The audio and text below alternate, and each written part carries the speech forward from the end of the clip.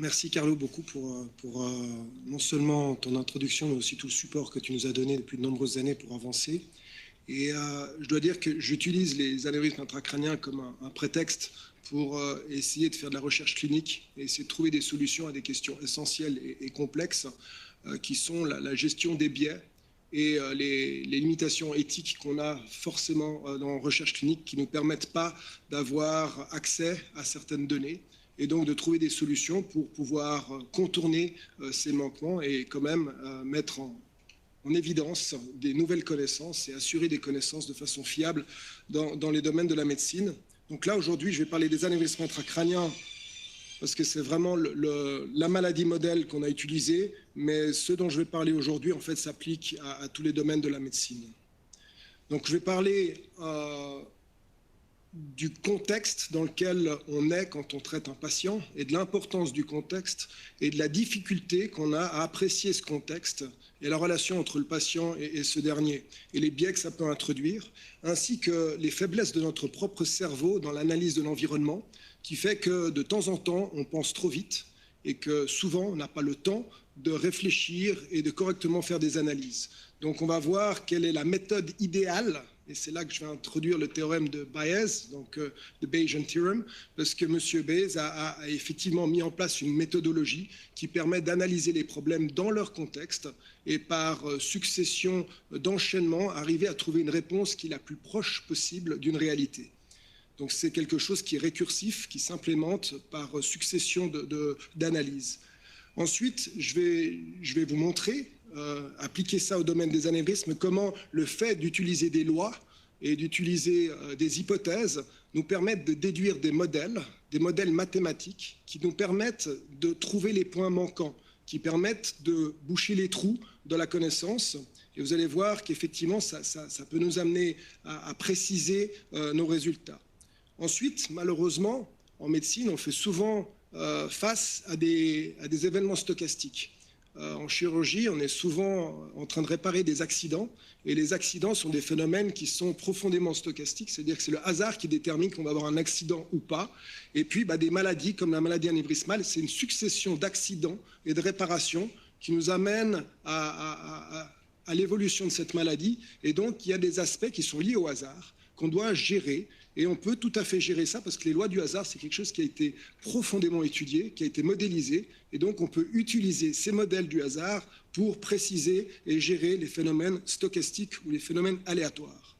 Et puis ensuite, on oublie souvent que pour avoir une bonne compréhension de quelque chose, il faut avoir une vision générale, donc il faut remettre tous les éléments en place, il faut les intégrer les uns aux autres, et quand on a une représentation qui intègre aussi bien les conditions initiales que les conditions finales, même si on a des éléments disparses, si on les réunit dans un modèle qui intègre les différentes lois, eh bien on arrive à avoir une vision qui nous permette de cartographier correctement un domaine. Donc typiquement, quand on a une carte et qu'on a quasiment toutes les photos de la carte, eh bien on peut extrapoler les points qui manquent. Et donc, on va passer l'aventure ensemble pour illustrer et comprendre tous ces points. Donc, le théorème de Bayes. Le théorème de Bayes, il part du principe qu'en fait, on n'a aucune certitude et qu'on n'a que des croyances. Et que même si on a l'impression qu'on a une certaine connaissance, la science ne fait que corriger la connaissance. Et donc, au jour d'aujourd'hui, tout ce qu'on sait n'est pas la même chose que ce qu'on saura dans le futur.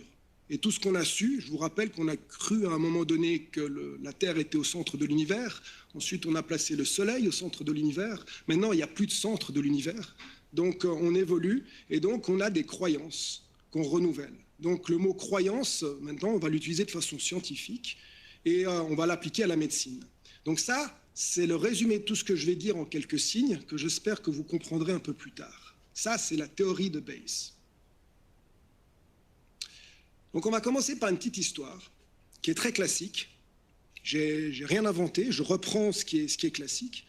Et on se retrouve dans les années 60 aux États-Unis et on pose à une audience comme la vôtre la question de savoir si Steve est un agriculteur ou si Steve est un libraire. Et on décrit Steve comme étant quelqu'un de timide, quelqu'un de retenu, quelqu'un de gentil et quelqu'un de profondément précis, qui est plus dans le monde imaginaire que dans la réalité, et qui a besoin d'extrêmement de structure et qui est passionné pour le détail. Et à cette époque, et je vous répète la question maintenant, est-ce que vous pensez que Steve est plutôt un libraire ou plutôt un agriculteur? Donc j'ai une réponse, un libraire. D'autres réponses? Carlo, il dit toujours le contraire des autres, parce qu'il sait que ça marche. Parce qu'effectivement, si on pose la question... Donc il fait partie des 10% qui vont dire qu'effectivement, c'est un agriculteur, et puis 90% des gens répondent que c'est un libraire. Et en fait, on a tous cette propension à, sur la base d'une description, catégoriser les choses. Et vous allez voir que dans le domaine des anévrismes, c'est quelque chose qu'on fait très souvent. On voit, on analyse et on prend une décision, et on oublie le contexte. Donc ça, c'est un travail magnifique que je recommande. Il y a un livre, un roman qui s'appelle Think Fast, Think Slow, qui a été écrit par Daniel Kahneman, qui a gagné un prix Nobel pour ce que je vais vous décrire, avec Amos Tversky. Et donc, eux ont travaillé sur la prise de décision dans des conditions à risque, sans avoir les informations nécessaires. Donc, quand le cerveau humain doit prendre une décision alors qu'il n'a pas les compétences pour le faire, mais qu'il doit le faire parce qu'il faut prendre une décision. Et donc là, ils ont mis en place, et je vous recommande de lire, parce qu'il y a énormément de processus extrêmement intéressants à digérer pour pouvoir soi-même mieux comprendre nos propres décisions. Donc, si maintenant on applique le théorème de Bayes, comment est-ce qu'il faut qu'on analyse cette situation? La première chose, il faut déjà voir quelle est la proportion de libraires dans la population. Donc dans la population américaine des années 60, il y avait un libraire pour 20 agriculteurs. Donc si on prend dans cette population une personne au hasard, eh bien on a une chance sur combien? Eh bien on a 10 chances sur 210, donc on a 10 chances sur 210, ça fait 4,7% de chance d'avoir un libraire. Donc la probabilité d'attraper au hasard un libraire, elle est extrêmement faible. Alors maintenant, on prend des Steve. Alors combien il y a de Steve dans cette population de 210 personnes? Bien, on peut estimer que 40% des libraires sont des Steve. On peut estimer que parmi les agriculteurs, il y a quelques Steve quand même, 10% de Steve. Donc si maintenant on part du principe, on pose l'hypothèse qu'il y a 40% des libraires qui sont des Steve et qu'on a 10% des farmers, des agriculteurs qui sont des Steve, eh bien on se retrouve avec 4 libraires qui ont le caractéristique de Steve et on se trouve avec 20 agriculteurs qui ont des caractéristiques de Steve. Et maintenant, si on veut retrouver quelle est la proportion de trouver un libraire parmi les Steve, eh bien on se retrouve à 4 sur 24, ça veut dire à 16,7%. Donc, en gros, 90% des gens se sont probablement trompés, parce que si on avait pris quelqu'un, on avait une chance sur 5 à peu près d'avoir un Steve. Donc ça, c'est le théorème de Bayes. Donc si on reprend, on part du principe qu'on mesure quelque chose, et puis ensuite on va mettre à jour ce qu'on mesure avec une nouvelle entité qu'on mesure également. Donc là, la probabilité a priori d'avoir un libraire, elle est de 4,7%. Si on regarde maintenant les caractéristiques de cette nouvelle évidence qui est la description d'un Steve, eh bien on se retrouve avec 24 personnes, 4 libraires et 20 agriculteurs. Et là, il y a le principe de vraisemblance. Donc là, il faut sortir le terme vraisemblance de son contexte, c'est un terme mathématique, en anglais on appelle ça likelihood, ça représente cette entité qui est ici représentée par 40%, qui est la proportion de Steve dans la population des gens qui sont affectés par l'hypothèse initiale. Donc la barre verticale qu'on a entre le E et le H, c'est given en anglais, c'est étant donné que. Donc c'est la probabilité qu'on ait des Steve dans la population des gens qui sont des libraires. Et ensuite, on prend la proportion de libraires. Et donc, on se retrouve avec la vraisemblance divisée par la quantité de gens qui nous donne la probabilité a posteriori. Donc on prend la probabilité a priori à laquelle on multiplie les facteurs de likelihood et le facteur de probabilité de la nouvelle population pour obtenir la probabilité a posteriori. Donc là, maintenant, vous devriez pouvoir comprendre, ça vous prendra un petit peu de temps, mais comprendre cette équation qui décrit effectivement le pH bar E, c'est la propriété a posteriori, est égal à la propriété a priori multipliée par la vraisemblance divisée par la probabilité de trouver la nouvelle évidence. Et c'est quelque chose, quand on y réfléchit, qu'on y pense, qui est extrêmement logique. C'est totalement trivial. Donc maintenant, nous, on l'a appliqué et on va voir comment on peut progresser dans l'application de ceci dans les données qu'on a obtenues sur les anévrismes intracrâniens. Donc on a eu la chance de collecter des données massives dans un consortium. Et dans ce consortium, on a des données assez détaillées de 7992 patients. Alors maintenant, on va appliquer le théorème de Bayes. Ça veut dire qu'on a cette population de patients, puis on va se dire, ce qu'on ne sait pas, c'est quelle était la cohorte qui a amené à ce qu'on collecte cette population de patients. Donc si on part du principe, et on a des données, que la prévalence des anévrismes, c'est 2,7%, on a l'étude de Rotterdam qui a mesuré ça, je dirais de façon assez précise, on dit que c'est entre 2 et 3%, mais prenons maintenant comme première hypothèse que la probabilité est de 2,7%. Eh bien, on peut extrapoler que la population qui a engendré ces 7992 patients était une population d'à peu près 300 000 habitants. Alors maintenant, on va poser la probabilité a priori de trouver un patient dans la population avec un anévrisme à 2,7%. Et on va poser la question, quelle est la probabilité de trouver un anévrisme dans la population des femmes et quelle est la prévalence dans la population des hommes?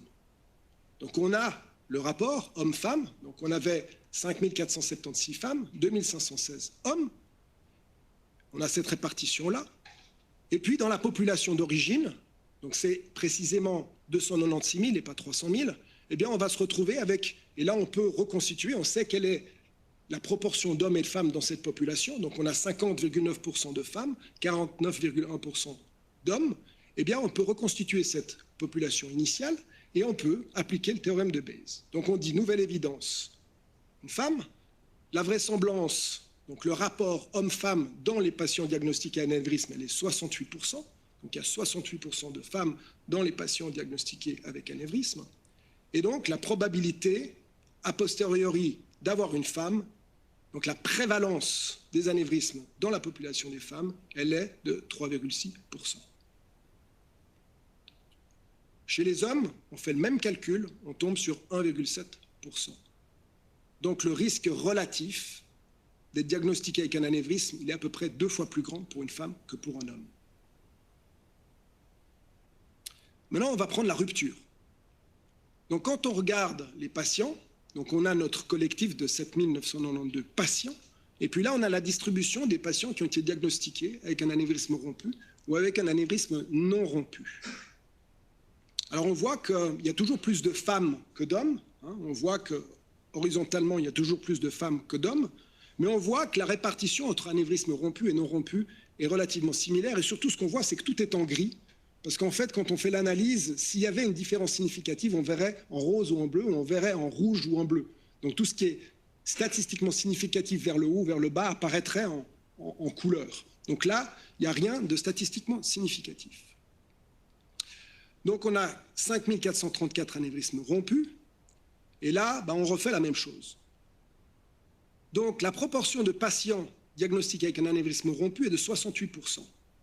Donc la probabilité d'être diagnostiqué avec un anévrisme rompu plutôt que de façon incidentelle, elle était dans cette cohorte-là de 68%. Maintenant, quelle est la probabilité pour les femmes? Bien, pour les femmes, on fait la même chose de nouveau, on reprend. Quelle est la vraisemblance d'être diagnostiqué avec un anévrisme rompu en tant que femme? C'est 67,2%. La proportion de femmes est de 68,5%. Et donc, on se retrouve avec une proportion de femmes diagnostiquées avec des anévrismes rompus de 67%. Et si on refait la même chose pour les hommes, on se retrouve avec 70,8%. Donc en fait, légèrement supérieur, mais ce n'est pas statistiquement significatif. Donc, en résumé, la prévalence d'avoir un anévrisme dans la population pour les femmes, elle est plus importante que pour les hommes, d'un facteur à peu près 2. Quand on compare les patients diagnostiqués avec un anévrisme rompu ou avec un anévrisme diagnostiqué de façon incidentelle, il n'y a pas de différence. Ce qui voudrait dire que le risque de rupture pour les hommes et les femmes est le même. Alors maintenant, si c'était le même, on pourrait poser l'hypothèse et vérifier qu'effectivement ça se traduit, on devrait avoir moins d'hémorragie sous-arachnoïdienne. Vous êtes d'accord avec ce pas en avant? Vous êtes d'accord avec cette hypothèse que s'il y a le même risque de rupture homme-femme, on devrait avoir le même taux d'anévrisme rompu homme-femme? Ou est-ce qu'il y a des gens qui s'opposent à ça?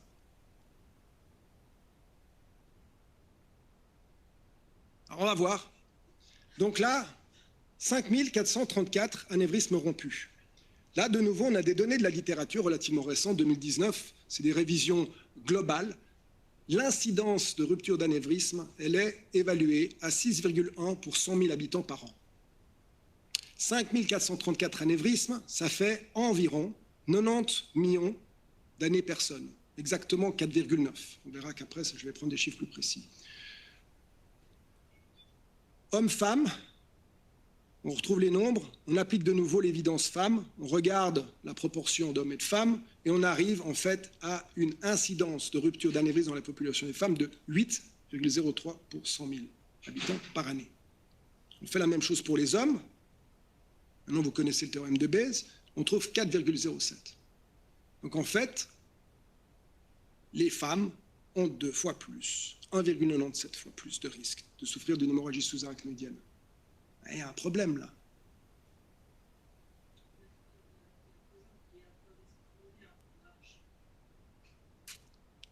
Alors, on va y arriver. Donc là, il y a 2 problèmes. Il y a un premier problème déjà, c'est que quand on regarde la prévalence, quand on regarde le risque de rupture et quand on regarde les HSA, ça ne concorde pas. Et je vais vous expliquer pourquoi. Et puis l'autre chose qu'on voit aussi, c'est quand on est parti sur la base de la prévalence, on avait une population de recrutement de 300 000 habitants. Puis quand on est parti sur la base de l'incidence de rupture et des anévrismes rompus, on tombe sur 90 millions. Donc là, il y a quand même une grosse différence. Entre 300 000 et 90 millions, ce n'est pas la même population de recrutement. Donc là, il y a quand même un gros biais. Donc là, le problème, c'est qu'on a ignoré une population. On a complètement ignoré la population à laquelle on n'avait pas accès, c'est les anévrismes non diagnostiqués. Donc, dans la population, on a une quantité de gens qui ont des anévrismes, qui peuvent rompre, mais qui ne sont pas diagnostiqués. Ceux-là, on les a ignorés jusqu'à présent. Donc, comment est-ce qu'on peut estimer cette population de gens qui ont des anévrismes et qui ne sont pas diagnostiqués?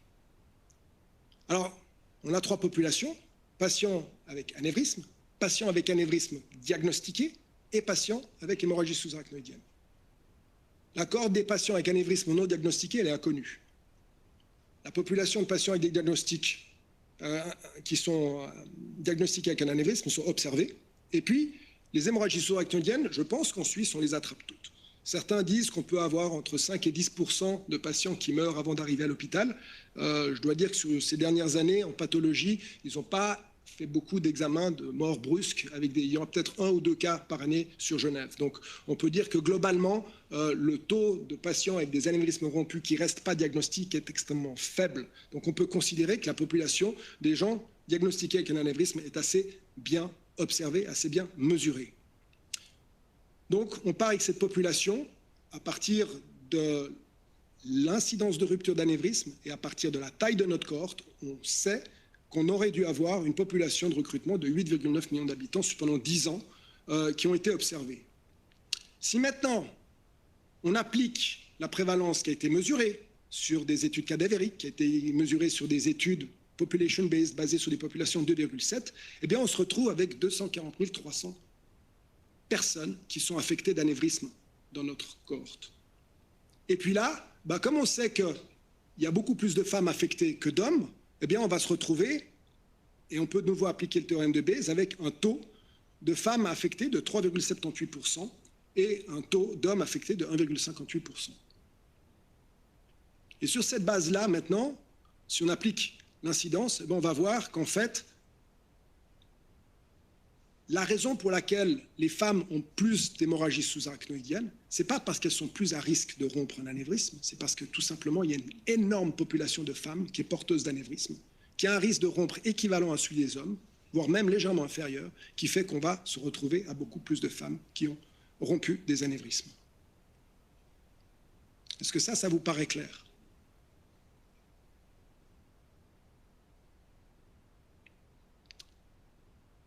Alors, ce qu'on peut en tout cas affirmer, c'est que, ou ce qu'on peut estimer, c'est que la partie ici de patients diagnostiqués avec des anévrismes ne représente que 3,3% de la population des patients qui ont été diagnostiqués, qui sont affectés.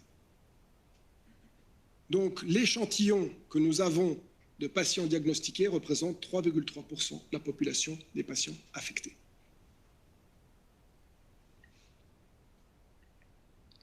Alors, ce que je vous ai montré, cette méthodologie, on peut l'appliquer également aux localisations, qui sont les facteurs importants. Donc, la rupture des anévrismes est quelque chose qui est estimé sur la base des facteurs principaux qui sont la localisation et la taille. Et donc, si on regarde la localisation, eh bien, on peut comparer les groupes entre eux. Et à nouveau, on peut trouver un risque relatif en fonction des localisations. Et on va voir que les anévrismes peuvent se grouper en 3 grandes catégories. Les anévrismes à haut risque, la communicante antérieure, la communicante postérieure, la vertébro-basilaire, la péricaleuse et les artères cérébrales postérieures. Vous verrez que c'est assez homogène. Puis ensuite, un groupe moyen qui contient principalement l'artère carotide interne distale, les artères cérébrales moyennes et la pointe du tronc basilaire. Puis finalement, à bas risque, qui sont certainement l'anévrisme intracaverneux. Il est exceptionnel qu'un anévrisme intracaverneux saigne en intradural. C'est exceptionnel parce qu'il faut qu'il saigne à travers la dure mère. Et puis ensuite, les anévrismes ophtalmiques, effectivement, on a pu observer qu'ils rompent extrêmement rarement et ils sont très fréquents. Maintenant, quand on regarde la taille, alors quand la taille, on a de nouveau un paradoxe. Parce que les études longitudinales ont clairement permis de montrer que les anévrismes rompent plus quand la taille augmente. Et puis on a un seuil à partir de 7 mm, à partir duquel les anévrismes deviennent dangereux. Alors quand on regarde notre population, eh bien, on se rend compte que la plupart des patients qu'on voit arriver en clinique ont des anévrismes plus petits que 7 mm. Donc comment peut-on avoir une population riche en anévrismes de moins de 7 mm, alors qu'une pathologie devient dangereuse à partir de 7 mm. Il y a forcément un biais. Donc là, je vais vous montrer comment est-ce qu'avec un modèle, on peut arriver à extrapoler et à compenser le manque de données. Donc là, vous avez un Pikachu, vous pouvez relier les points entre eux, et il y a des images où vous avez plein de points, et si vous prenez le temps de relier tous les points entre eux, en suivant une règle simple, il faut suivre les numéros. Donc quand vous avez un nuage de points, vous ne voyez rien, vous suivez les numéros, vous mettez des points entre, et vous avez une image qui apparaît. Bien là, c'est la même chose. Nous, on a des données qui ne représentent pas grand-chose en soi, mais ensuite, on peut appliquer des règles, on peut appliquer des lois, et en appliquant ces règles et ces lois, on peut mettre des traits entre les points, et on peut ainsi déduire ce qui devrait être. Donc là, vous avez une représentation pour chaque taille ou range de taille d'anévrisme de la distribution du nombre d'anévrismes rompus et non rompus. Et ce que vous voyez, c'est que ce n'est pas une distribution homogène. Quand on fait le rapport entre les deux, on voit qu'on a une relation quasiment linéaire. Alors, est-ce que cette relation, elle est vraiment linéaire? Donc, clairement, plus on augmente, plus le taux d'anévrisme rompu augmente par rapport au anévrisme non rompu.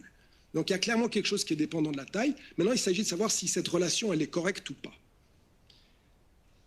Et puis là, quand on regarde ces points-là, ils sont un petit peu au-dessus de ce qu'on voit, de ce qu'on imagine voir quand on regarde les études longitudinales. Donc il y a certainement un problème à ce niveau-là.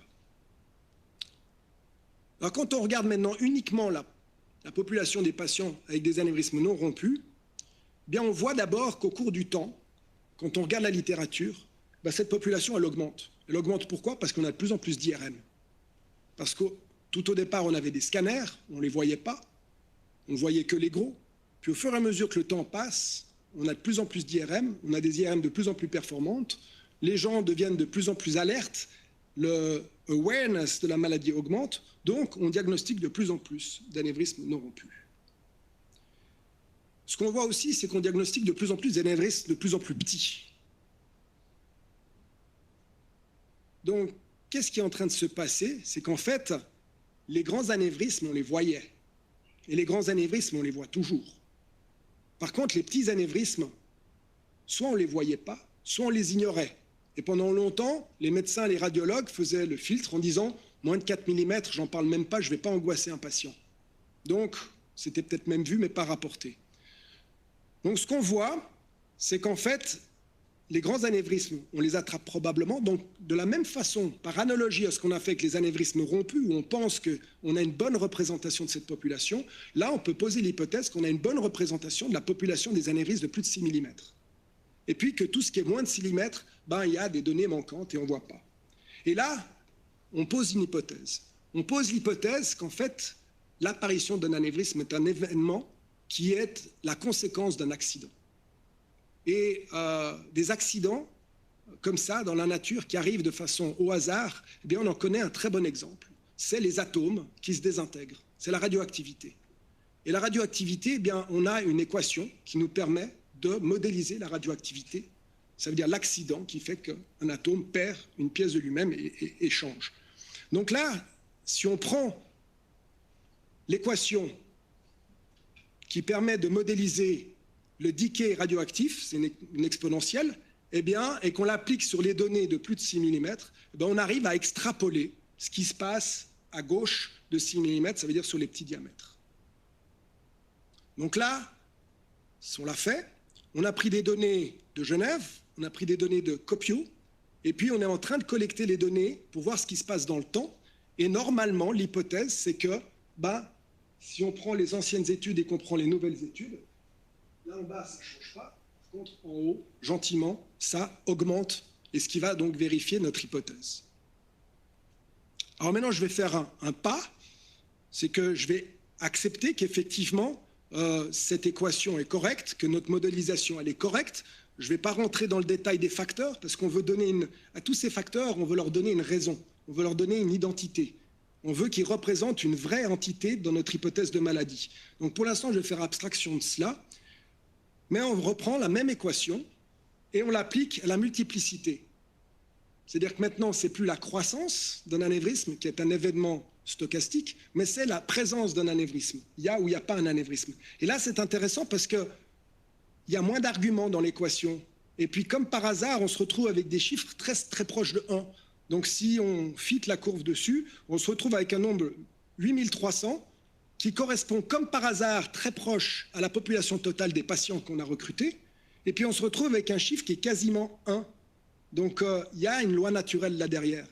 Donc, très probablement, la formation d'anévrisme suit les mêmes lois que la dégradation des atomes. Ça veut dire que c'est un événement qui est lié à un accident. Et cet accident, il est compensé par un mécanisme de réparation. Et il y a une balance entre l'accident et le mécanisme de réparation qui va faire que ça va plus ou moins grandir, qui fait que la croissance est une équation un peu plus compliquée que la présence d'anévrisme, où il y a juste un accident et une réparation une fois qui a amené un anévrisme. Et donc là, l'équation est beaucoup plus simple. Donc maintenant, si on prend maintenant ce résultat, cette courbe qui détermine la distribution de la prévalence des anévrismes dans la population et qu'on l'applique à la distribution des anévrismes diagnostiqués rompus à une certaine taille, eh bien, on va pouvoir calculer quelle est la probabilité de rupture en fonction de la taille. Et là, on a cette courbe ici qui représente la probabilité de rupture en fonction de la taille. Et là, on est allé un peu plus loin, parce que maintenant, on a ici en pointillé tous les anévrismes, puis ensuite, on a classé, on a appliqué les mêmes lois aux anévrismes de l'artère cérébrale antérieure, aux anévrismes ophtalmiques, aux anévrismes de la communicante antérieure, et on voit que leur comportement est différent. On voit que la courbe ici, elle n'est pas la même. Alors maintenant, qu'est-ce qu'on utilise comme courbe de nouveau? On ne va pas prendre n'importe quoi comme courbe. Bien là, on a quelque chose, c'est un risque en fonction de la croissance d'une taille, d'un paramètre. Donc c'est à peu près la même chose qu'un voltage qui fait ouvrir ou fermer un canal. C'est de la thermodynamique, et c'est une équation que je connais bien qui s'appelle l'équation de Boltzmann, qui régit l'ouverture des canaux ioniques. Et cette équation de Boltzmann, elle est aussi utilisée pour plein d'autres mécanismes de thermodynamique. Et donc, en appliquant l'équation de Boltzmann, eh bien, on peut avoir des paramètres qui sont la taille en x, et puis ensuite, la probabilité de rupture à 0 mm, donc probabilité de rupture initiale, qu'on met à 0. On peut la statuer qu'elle est à 0, elle n'est pas forcément à 0, mais on peut dire qu'elle est 0. A2, c'est la probabilité maximale de rupture à la taille maximale. Et puis ensuite, on a le point d'inflexion et on a la pente. Et ça peut nous caractériser en quelques chiffres tous nos anévrismes dans toutes les localisations. Donc là, on peut synthétiser en une équation avec quelques paramètres le risque de rupture en fonction de la localisation. Et vous voyez qu'on retrouve des x0 à environ 5,6 mm pour tous les anévrismes, MCA 7,7, communicante antérieure 4,3, et ça colle quand même remarquablement bien à notre expérience clinique. Et puis vous voyez que les ophtalmiques aussi, même à grande taille, ils ont une faible probabilité de rompre. Donc on a des comportements totalement différents. Alors maintenant, je vais aller un peu plus loin. Et là, c'est le passage à la partie un peu holistique de la chose. C'est-à-dire que comme on a fait le travail tout au départ avec les modèles bayésiens, on a parlé à reconstruire la population initiale de la cohorte, la population de gens affectés, la population d'anévrismes rompus. Maintenant, ici, je repars sur ma population d'anévrismes rompus que je considère comme étant la plus fiable. Et j'applique tout simplement mes équations. C'est-à-dire que je détermine que la distribution des anévrismes rompus doit être égale à la distribution des anévrismes non rompus, première équation que j'avais avec les paramètres, multipliée par la probabilité de rupture. Et si je combine ces deux-là, au beau miracle, j'obtiens la bonne courbe. Donc, en combinant trois équations avec des données, j'arrive à reproduire un modèle qui, à mon avis, est un modèle assez fiable et surtout continu du risque de rupture des anévrismes. Alors, bien sûr, il y a d'autres facteurs. On sait que le facteur taille et le facteur localisation est important. On sait que le facteur homme-femme a une certaine importance sur la prévalence. Maintenant, il y a d'autres facteurs, et donc on a étudié 6 facteurs en tout cas. L'aspect génétique, l'hypertension artérielle, le tabac. On dit qu'il y a une propension plus importante chez les Japonais et chez les Finlandais. Donc on a comparé les Finlandais qu'on avait avec les Nord-Américains, on n'a pas vu de différence. Ensuite, homme-femme, pour la rupture, on n'a pas vu de différence. Et la multiplicité, pas de différence. Donc, on a des facteurs qui sont des facteurs qui prédisposent à la maladie, puis ensuite, on a des facteurs qui font que la maladie, elle progresse. Donc, probablement, c'est des gens qui réparent moins bien, c'est des gens qui cicatrisent moins bien. Donc, il y a deux phénomènes qui se compensent. Donc là, on a appliqué notre modèle et on a fait une régression logistique. Pour appliquer une régression logistique, il faut que les facteurs soient indépendants. Et si on ne démontre pas que les facteurs sont indépendants, toute hypothèse est considérée comme ininterprétable. Nous avons fait le test et en fait, tous nos facteurs sont interdépendants. Comment est-ce qu'on résout le problème des interdépendances? Eh bien, ces interdépendances, il faut les modéliser. Et là, on applique de nouveau le théorème de Bayes, mais là, il faut une bonne puissance de calcul, parce qu'il faut appliquer le théorème et le calcul qu'on a fait gentiment à tout. Et là, plus on a de facteurs, plus c'est lourd sur le plan informatique, mais c'est tout à fait possible. Et qu'est-ce qu'on a fait? Eh bien, on a déterminé par connaissance une direction. Ça veut dire qu'on n'a pas permis toutes les permutations, on n'a pas permis toutes les relations. On a défini qu'il y avait un ordre, que ça allait du patient vers l'anévrisme, et qu'il y avait des paramètres qui étaient modifiables et des paramètres qui étaient non modifiables. Et puis en orientant ça, l'équipe de Christophe Friedrich, qui est en fait, je dois dire, je veux vraiment lui rendre hommage parce que c'est lui qui m'a instruit sur les modèles bayésiens il y a maintenant presque 20 ans. Et c'est avec lui que j'ai beaucoup parlé, qui m'a beaucoup instruit. Et puis ensuite, Sven Hirsch, qui soutient et qui met maintenant ses équipes à disposition, son pouvoir de calcul, avec Matteo De Lucci et Georg Spinner en bas, qui font les calculs et qui ont en fait amené à ce premier modèle sur les données genevoises. Donc ici, on voit effectivement que toutes les données sont interreliées, qu'il y a une orientation, on peut quantifier la taille de ces flèches. Et donc ceci nous permet de comprendre la relation qu'il y a entre les choses et amener un modèle.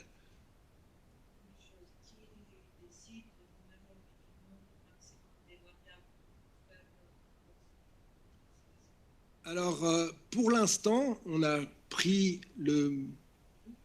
on s'est imposé, enfin, on n'a pris que les variables dont on avait des données fiables et en grande masse. Pour pouvoir faire ce genre de calcul, il faut avoir beaucoup de données. Et là, on a utilisé les données de l'IHDC, on n'avait que 6 facteurs. Après, l'autre facteur limitant, c'est la puissance de calcul. À partir de 10-12 facteurs, c'est plus des nuits, c'est des semaines de calcul. Donc à un moment donné, ça ne sert à rien non plus de mettre trop de facteurs. Ça, c'est un autre sujet que je n'ai pas décidé de discuter aujourd'hui. C'est qu'à un moment donné, en démultipliant les facteurs, on ne diminue pas le bruit. On peut même parfois l'augmenter. C'est-à-dire que si on veut, et la stratégie qu'on est en train d'adopter, c'est de diminuer le nombre de facteurs, mais de remplacer les facteurs par des facteurs principaux, par des facteurs qui ont une raison d'être biologique, pour essayer de finir en fait avec 3 facteurs qui seront le facteur accident, le facteur réparation et le facteur, je dirais, état du patient initial. Et avec ces 3 facteurs, on devrait prévoir l'évolution de la maladie. Et en fait, tous nos facteurs vont nous permettre de consolider ces 3 facteurs initiaux.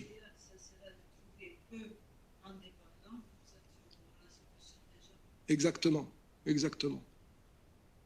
Donc, alors l'autre avantage qu'on a dans un modèle bayésien, c'est qu'il permet de mettre non seulement en relation, mais les liens peuvent être causaux. Ça veut dire qu'on arrive à organiser, on arrive à détecter les liens de causalité qu'il y a entre les différents facteurs. Ce qui est aussi quelque chose qui va nous amener beaucoup pour comprendre la maladie et comprendre ses mécanismes pathologiques. Donc, le souci qu'on a avec ces modèles bayésiens, c'est qu'ils nous donnent des résultats, mais après, il faut pouvoir interagir avec. Donc là, on doit développer des outils qui permettent d'interagir avec. Donc comment est-ce qu'on voit ces outils? Donc là, vous avez une carte de tous les facteurs. Cette carte de tous les facteurs vous montre les catégories dans chaque facteur. Et c'est quelque chose qu'on avait fait avec les données de l'ISAT avec Christophe Friedrich. Donc on a établi le modèle bayésien, on a déterminé le modèle bayésien, et maintenant, ceci est un écran dynamique. Donc ce que vous pouvez faire, c'est fixer un paramètre que vous connaissez. Donc ici, ce qu'on a fait, c'est qu'on a fixé, et vous ne voyez que les femmes. J'ai enlevé les hommes. Et quand je mets que les femmes, eh bien on retrouve toutes ces distributions et tous ces liens-là. Maintenant, si je décide que c'est un anévrisme de la cérébrale moyenne, je fixe la variable cérébrale moyenne et immédiatement, ma carte va changer. Ensuite, je donne la taille, je dis s'il y a une multiplicité, donc je documente mon modèle avec toutes les données que je connais. Je fixe les paramètres et lui va ensuite établir la cartographie des différentes options et des différents résultats en fonction des options. Et ensuite, on peut passer à la phase exploratrice, c'est-à-dire qu'on teste qu'est-ce qui va se passer avec une ou l'autre option. Et on va donc avoir comme ça un outil interactif qui va nous montrer la distribution des probabilités du résultat final en fonction des différentes variables qu'on connaît. Alors, il y a quand même encore un hic. Et moi, j'ai été très étonné, en fait, que multiplier la distribution des anévrismes non rompus par la probabilité de rupture, ça me donnait effectivement aussi bien la population des rompus. Parce qu'il y a quand même un problème majeur auquel vous avez peut-être pensé.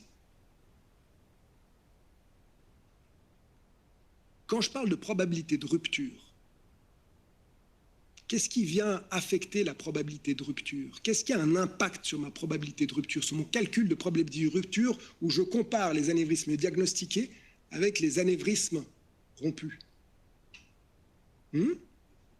Les traités. J'ai complètement ignoré qu'en fait, jusqu'à présent, il y a toute une partie de la population qui est traitée et pour laquelle on prévient la rupture. Et ça va avoir un impact majeur sur ma simulation, parce que les anévrismes dangereux, on va plus les traiter que les anévrismes pas dangereux, et donc ça va faussement modifier mon évaluation de la probabilité de rupture. Donc, on est obligé d'introduire les traitements dans la formule. Donc il va falloir rajouter un paramètre qui ne sera pas la probabilité de rupture, mais la probabilité de traitement. Et donc, on va avoir en plus un facteur probabilité de traitement. Et là, c'est quelque chose que j'aimerais bien lancer et pour lequel je m'active, qui est là. On a les données, il faut les analyser. Et sur la base de cette analyse, on pourra déterminer quelle est la probabilité de traitement et quelles sont les différentes modalités de traitement et les résultats de traitement. Donc là, on a les données. On a même une biobanque. Et je remercie beaucoup Sandrine Morel qui m'accompagne dans cette épopée. Et l'idée, c'est de mettre en place toutes ces différentes étapes avec ce modèle pour arriver à prédire la probabilité de traitement, la probabilité de retraitement, la probabilité de morbidité et la probabilité de mortalité des patients, non pas après rupture, mais après diagnostic. Parce qu'en fait, ce qu'on a, c'est que le problème initial, c'est qu'on a un diagnostic et on veut être performant, on veut minimiser la mortalité, la morbidité et les retraitements de cette population de gens traités pour toute leur vie.